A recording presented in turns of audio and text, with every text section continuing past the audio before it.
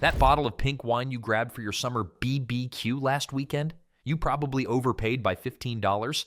That rosé your friend keeps posting on Instagram tastes like someone dissolved Jolly Ranchers in La Croix, and that premium rosé from Provence everyone raves about, there's a Spanish bottle that tastes better for half the price.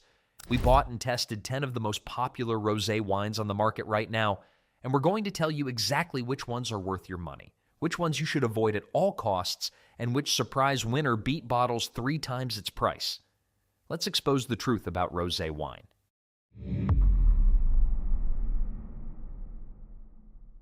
Let's start with the disappointments, because you need to know what to avoid before your next wine run. Coming in at dead last is Barefoot Pink Moscato, and look, we're not trying to be wine snobs here. We've had plenty of barefoot wines at backyard parties, and some of them are perfectly fine for what they are. But this particular bottle is essentially alcoholic fruit punch pretending to be wine. When we opened this bottle, the smell hit us before we even poured a glass. It's overwhelmingly sweet, like someone took a Moscato, added artificial strawberry flavoring, then decided it still wasn't sweet enough. The taste? Imagine grape soda mixed with cotton candy with a strange, almost artificial aftertaste that lingers far too long. At around $9 a bottle, you might think, hey, it's cheap. What do we expect? But here's the thing. There are plenty of affordable wines that don't taste like a science experiment. This isn't refreshing, it isn't sophisticated, and honestly, you'd probably enjoy a wine cooler more. If someone brings this to your party, smile politely, put it in the back of the fridge, and forget it exists. At number 9, we have Apothic Rosé, which genuinely surprised us because the Apothic Red Blend has a decent following. But this rosé, it's trying way too hard to be something it's not. The problem with Apothic Rosé is that it's caught in an identity crisis.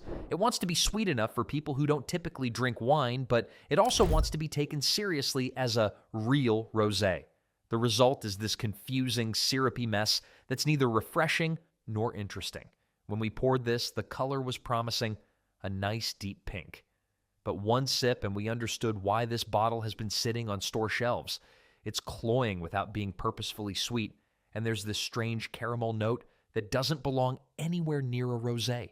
At around $12, you're getting into territory where much better options exist. This tastes like someone tried to make a rosé but kept adding sugar every time they thought it was too dry. Skip it and save your $12 for literally anything else.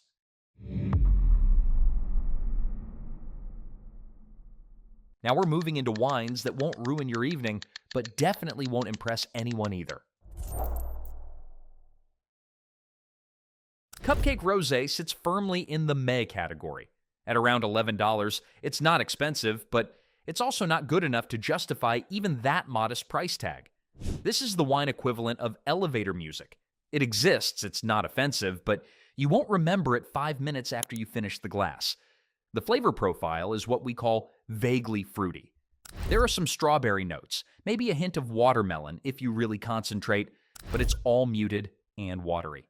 The finish is short and forgettable. If you served this at a party, nobody would complain, but nobody would ask where you got it either. Here's what bothers us most about Cupcake Rosé. It plays it so safe that it becomes boring. Rosé should be crisp and refreshing, especially on a hot summer day. This is just there. It exists. If this is the only rosé available at your local gas station and you absolutely need wine right now, fine. Otherwise, keep driving to the next store. At number 7, we have Stella Rosa Rosé, which is actually better than we expected given our experience with Stella Rosa's other super sweet offerings. This one retails for about $12 to $14, depending on where you shop. Stella Rosa Rosé is semi-sweet, slightly fizzy, and honestly, it knows what it wants to be. If you're someone who doesn't like dry wines and you want something easy to drink while watching Netflix, this isn't a bad choice. The problem is that the sweetness, while more controlled than the disaster at number 10, still dominates everything else. We can taste some peach and red berry notes, and the slight effervescence actually makes it more refreshing than some flat rosés on this list. But here's the issue. This is a dessert wine masquerading as a rosé. You can't pair this with food because the sweetness will clash with almost everything, except maybe a fruit tart. It earns 7th place because at least it's honest about what it is. If you know you like sweet wines, Stella Rosa Rosé won't disappoint you. But if you're looking for what rosé is supposed to be, dry, crisp, food-friendly, keep scrolling down this list.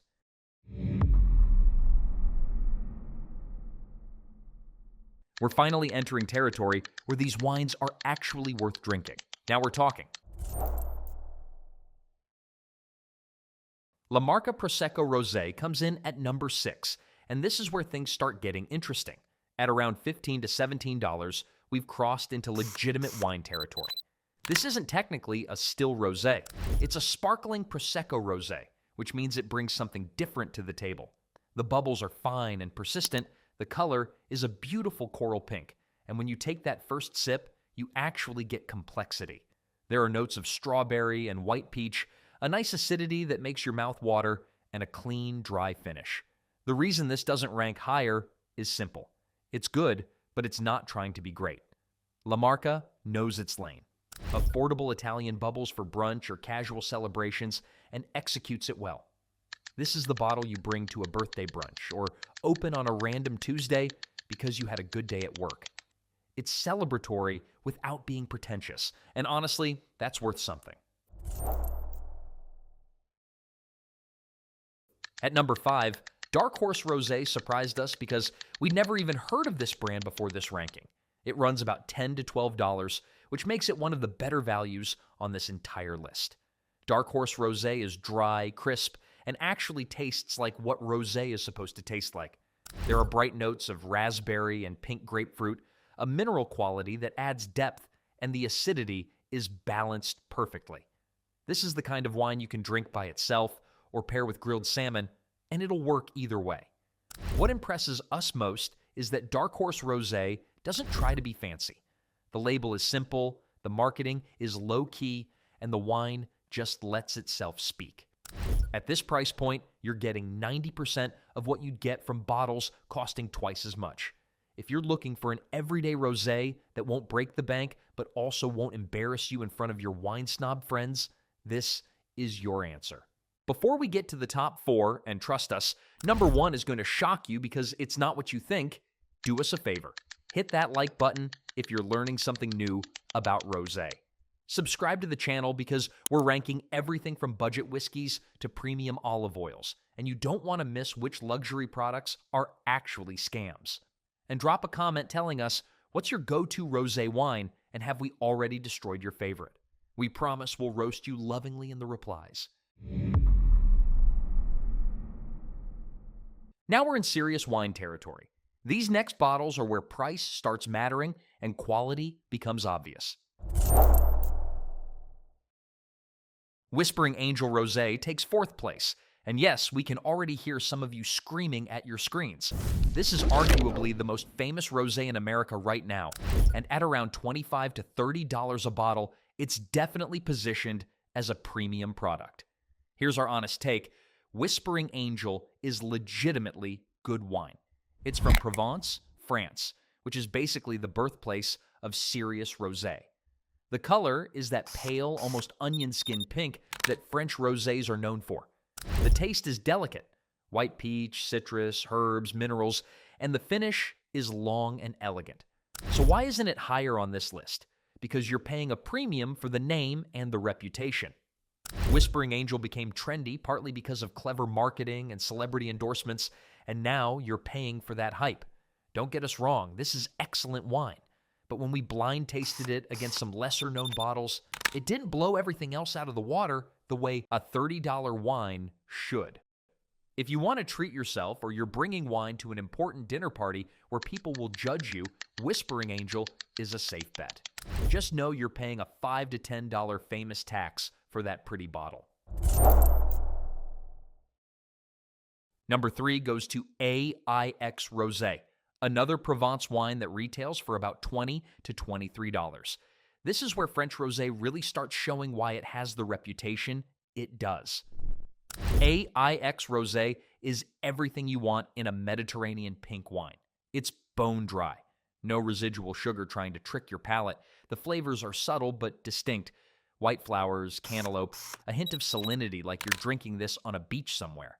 The texture is silky, the acidity is perfect, and it pairs beautifully with everything from grilled vegetables to seafood to charcuterie. The bottle itself is gorgeous, that distinctive teardrop shape that you'd be proud to have on your dinner table. But more importantly, the wine inside matches the presentation. This is the bottle we reach for when we're cooking something special at home and want a wine that enhances the meal without overwhelming it. IX ranks above Whispering Angel because it delivers more consistent quality at a slightly lower price point. You're still paying for French terroir and expertise, but you're not paying for celebrity magazine spreads. Here we are, the top 2 rosés that dominated this entire tasting. One of them is going to surprise you. Taking second place is Miraval Rosé, and yes, this is the Brad Pitt and Angelina Jolie wine, though now it's mostly associated with Pitt since the divorce. At around $25 to $30, it's in the same price range as Whispering Angel, but let us tell you why it's better. Miraval is complex in ways that most rosés never attempt. You get layers of flavor, strawberry and peach on the front, then herbs and white pepper in the middle, finishing with this beautiful mineral note that lingers. The acidity is razor sharp, but not aggressive, cutting through rich foods while staying refreshing enough to drink on its own. Here's what separates Miraval from good rosés. It has structure. Most rosés are designed to be simple, easy-drinking wines. Miraval has the backbone and complexity of a serious wine that happens to be pink. You could age this bottle for a year or two, and it would actually develop more interesting characteristics, which is crazy for rosé. The celebrity connection initially made us skeptical. We expected this to be all marketing and no substance. But Brad Pitt partnered with the Perrin family, who are legendary winemakers in the Rhone Valley, and they created something genuinely special. This is wine that makes you slow down and pay attention. So why isn't it number 1?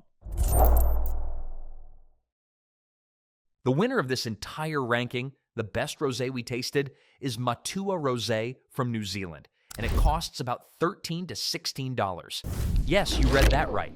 A $15 New Zealand rosé beat French wines that cost twice as much.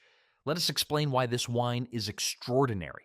Matua Rosé is made primarily from Pinot Noir grapes, which is the same grape used in Champagne and Burgundy. When you smell it, you immediately get this vibrant burst of fresh raspberry, rhubarb, and rose petals. The taste is electric, bright red fruit, crisp acidity, and this fascinating savory note that keeps you coming back for another sip. What puts Matua at number 1 is the combination of quality and value. This wine is delicious enough to compete with bottles twice its price, but accessible enough that we can drink it regularly without feeling guilty. It's dry without being austere, fruity without being sweet, and complex enough to be interesting but not so weird that it alienates casual wine drinkers. We served this blind to a group of friends alongside Whispering Angel and AIX, and Matua was the crowd favorite. Nobody could believe it was the cheapest bottle on the table.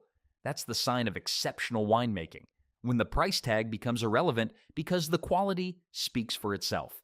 If you take only one recommendation from this video, make it this.